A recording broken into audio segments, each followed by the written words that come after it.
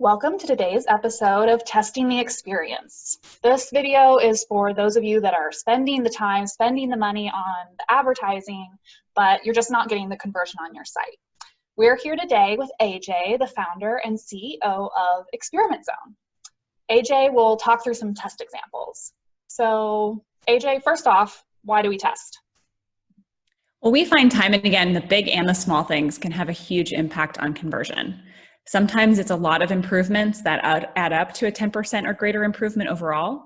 And sometimes there are individual tests that can have a 10% or greater global increase. So if we test and we measure, we can really understand what's going on. And if we iterate and continuously improve, we can get more conversions on our sites. Okay, that makes a lot of sense. So I know we're looking at some specific examples today. What products are we looking at? Yeah, this week we're going to be looking at companies selling organic baby clothes. We're going to be looking at some specific test ideas that they can implement on their site, with every goal being to get more visitors to become customers. And diving into the customer piece, what do we know about the customers? What's important to keep in mind about these customers as we think about these tests? Yeah, we've just got to think about where they are in life. So these are probably people who are going to be having babies or recently have had children, and they care about having safe, comfortable, durable clothing. It's also a fun time in their life. It's exciting. There are new things happening. And also there's a third group, which are the people that are buying gifts. So oftentimes we need to also think about messaging to this group. Okay, so we know the customer, and now we kind of need to understand the moments of their journey as they go through the site. What should they purchase? Like, why do they purchase? Why do they not purchase? So let's get into it. What should these companies be testing? Yeah, let's just start at the top. So we have to think about where customers first interact with the brand. They've done something that's taken them usually to the homepage. And so here we'll see on this homepage, we're looking to say, this is a site that is about organic kids clothing. Now, it takes us a little bit of time to see that. There's a lot of things happening here. There's some stuff in the navigation. There's this bar telling us it's 40% off. And we also have this moving carousel. It can be hard for us to really focus, and it might be potentially distracting to the visitor as they're getting oriented to this brand. It's also not clearly optimized to say what the site is about. And if you see here, this shop now call to action is really small, de-emphasized, and it's moving away pretty quickly. So there's some opportunities here to really help the new customer figure out what the site's about. We can look at another example. Burts has a great example of a clear call to action and a simple message. So this is a promotion for a specific collection. This is their Halloween collection, but it draws your attention and focus so you really can see that shop now button. So cute, too cute to spook, treat your bees to Halloween jammies. So it's cute, it's catchy, and it's in focus. It's also constantly in front of us. So we don't have to be processing lots of images, but instead they help really focus us and the visitors in on this particular collection. Okay, can you nail in a little bit on why this really matters? Yeah, visitors really they have a lot going on. So they need to know what the site is about really quickly. We need to grab and focus their attention with calls to actions, buttons that really focus them in on what is there to do here. And also where we can, we want to focus in on specific products so they can see examples of what the site is all about, what we sell. So if we scroll down the page with Burt's Bees, they've got this great collection section just below this hero. But even better is this section called bestsellers, where they're showing specific products that they have for sale. This is great for people just browsing. I need to get a gift for a new family member, and where should I focus my attention? I don't really know what collection I want or what I want to get them, but this will grab my attention and help with the social proof that these are the best-selling items that this company is recommending. And oftentimes we see that these convert better. Okay, got it. So we've talked about the homepage. What else do these brands need to do to help their customer navigate the site?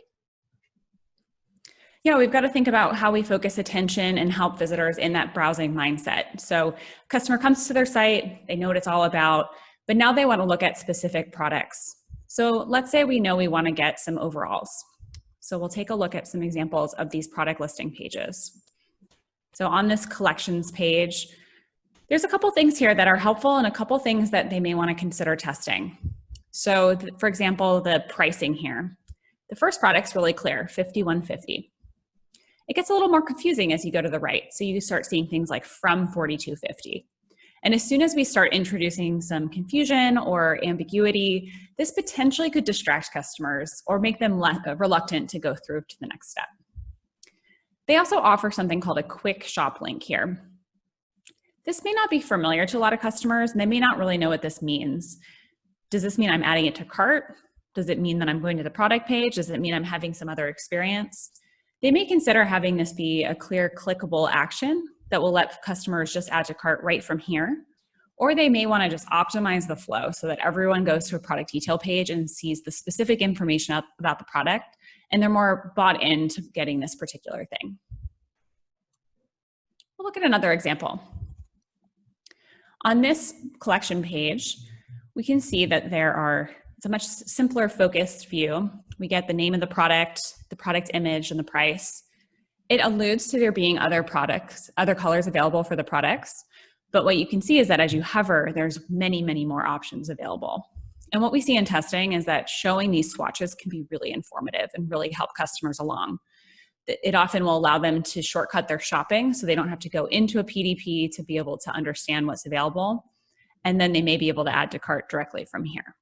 So I would encourage all these brands to be looking at opportunities to show all the different products, all the different colors available from these collection pages so that customers don't have to work so hard to understand their options.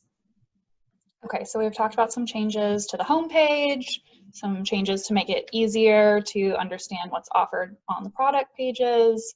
What about the cart page? The cart page, it's such an important moment. This is the moment when you're transitioning visitors from this browsing mindset where they're trying to understand what products are available, what's a good fit for them. And now they've committed to this specific idea, the specific product that they've picked out and put in their cart. And if you imagine them in a physical store, they're walking around with things in their cart, your goal is to get them to that checkout. So that's what we want to do. We want to focus on simplicity. We don't want to introduce any complications that potentially might have them take things out of their cart or move out of the store altogether. So looking at this cart, you can see that it's just very simple, very focused. They've got these very great, clear upsells that are perfect, and keep in mind that target customer. So a lot of the times people buy gifts, kids' clothing as gifts. So this is an opportunity to gift wrap it, add a gift note, and it's as simple as one click. And in this context, these are really helpful, quick upsells that don't take you away from the page. It keeps you really focused on getting into and continuing checkout. They do also have some additional items below the fold. These probably aren't getting as much attention as they might want, so they might want to be looking at other test solutions for how to surface these related products.